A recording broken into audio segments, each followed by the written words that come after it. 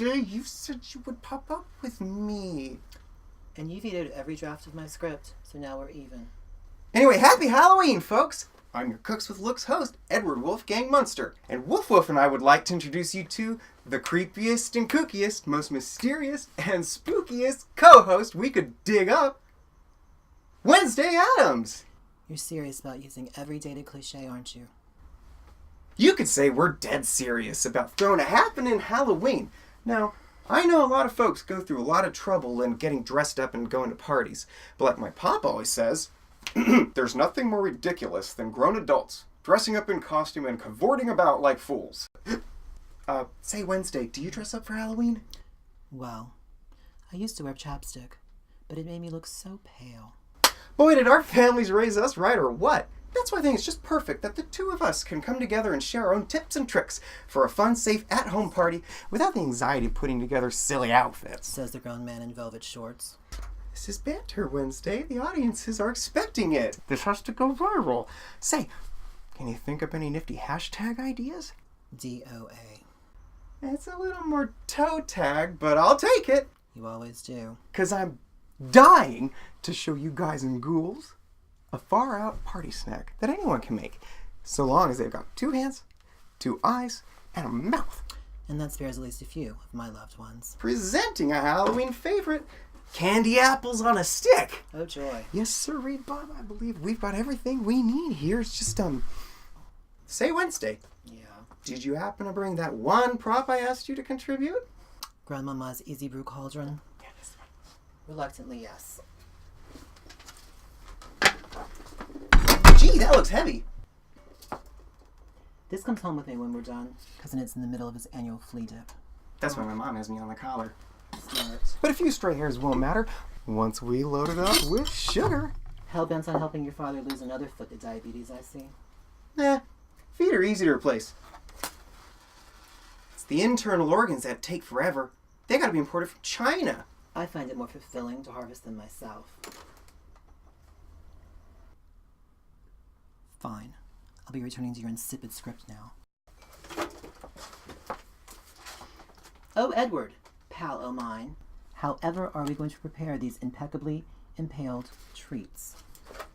What a well-delivered question. All you gotta do is take a skewer and then make like the Spanish Inquisition and stick it to an apple. Like the church did to a lot of Wednesday's ancestors. What? I never argue fact. And who could argue with a little mixing music? He's written a very long speech for me to say about witches and cauldrons and the devil, hinder quarters. That's coming back, pay attention. But he said nothing about Shep Woolley.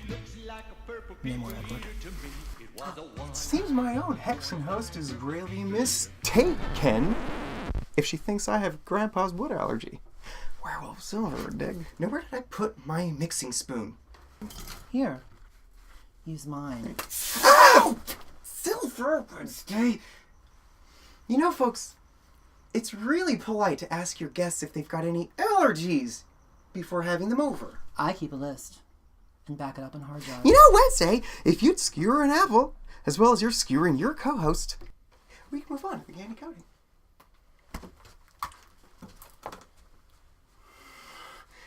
Let's go check our bubbling brew. Neat, huh? Now all we gotta do is take our apple, give it a dip and a spin. There, how easy is that? I'm done. Gonna go. Puking purple eaters!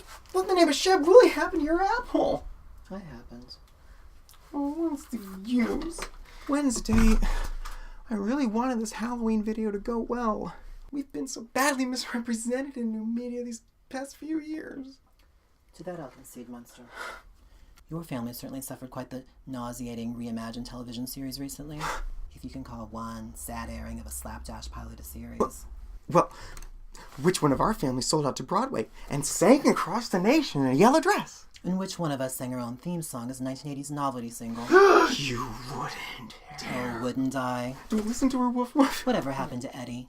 You know, the kid with the messed up brain. I can't take it. No, please, it was the 80s. We can't listen. No one could. Oh, not just got it. Addams, Munster's Halloween itself is also terribly, terribly broke. Someone needs a nap. You're right, Edward. It is broken. Gone are the days when All Hallows Eve marked the voyage of the wretched damned, from gallows and grave to return in box bacchanal, to celebrate with riotous cacophony the death of things garish equinox. You know, just because you're missing a party is a pretty sore excuse to spoil a friend Halloween video. Oh, Edward, we are not friends. I only tolerate you. And besides, Chernobog hasn't hosted a bacchanal in centuries. Sorry. Gee whiz, that doesn't make me feel much better.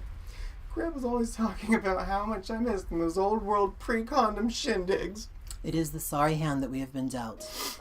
Sentenced to this age, and Halloween is defined by the unwashed masses. Sexy costumes. Masquerading as SpongeBob No Pants and Little Red Riding Crop. Fat girls named Beth wearing tights.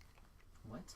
Torrid. Cavorting over hill and dale in a maelstrom of ignorance and inebriation. It is for all of these reasons that Addams and Munster, joined in grief, rejoicing in despair, must set aside familial differences and come together to summon old world spirits of our very own. And summoned.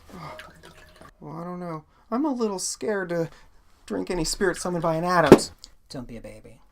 It's gin. With mandrake root and wolfsbane. It has your name written all over it. Oh, you know what? We must just call this Hair of the Wolf. But we spritz ours with a bit of sulfur to make it a boss party cocktail.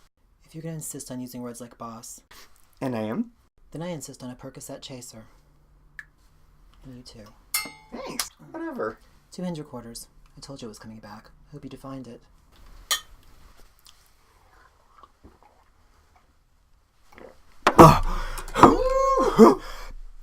Neat.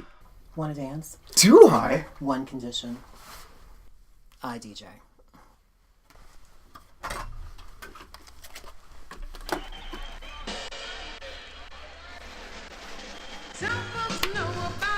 Happy Halloween, everybody. Get off the internet.